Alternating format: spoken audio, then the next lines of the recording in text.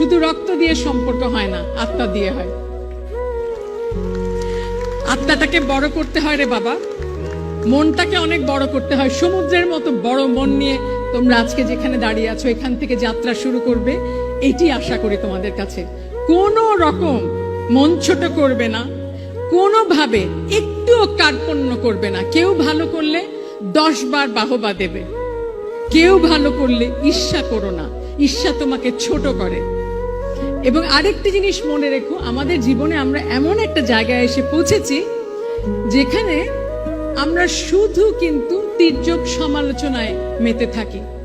সমালোচনাটাকে গঠনমূলক করো, যেন আজকে দাঁড়িয়ে সমালোচনা যেটা করছো, যাকে সমালোচনা করছো তাকে গিয়ে পর মুহূর্তে জড়িয়ে ধরে বলতে পারবে যে ভাই আমি তোমার ভালো চেয়েছি বলে তোমার জন্য সমালোচনাটা করলাম।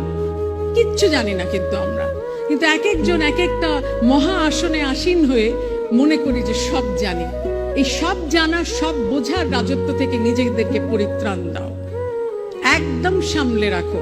কারণ এই অহমিকা বোধ, এই সারাক্ষণ ইগো নিয়ে খেলা, এটি একটি মারাত্মক বিপজ্জনক খেলা। আমরা কেউ না, আমাদের পদ, আমাদের বর্তমান পরিস্থিতি, যত বড় লোক হই, যত শক্তিশালী হই, কেউ না আমরা।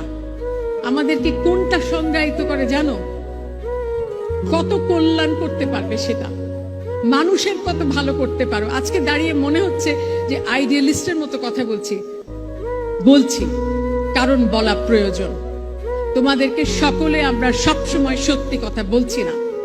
আমরা যারা বয়োজ্যেষ্ঠ, যারা মুরব্বী, যারা পথ দেখাচ্ছি, তারা সব সময় কিন্তু তোমাদেরকে ঠিক কথাটা বলছি না। আদর্শের কথা বলছি না বলে কিন্তু আদর্শ হারিয়ে যাচ্ছে। বইয়ের কথাগুলো বলছি না বলে কিন্তু আজকে বই পড়ছি না। এই জায়গাটিতে কোনো কম্প্রোমাইজ নেই। যত পারো বই পড়বে, হ্যাঁ ভুল করবে, প্রত্যেকদিন অনেক ভুল করবে, কিন্তু প্রত্যেকদিন যাকেই তুমি বিশ্বাস করো, সে ঈশ্বর হোক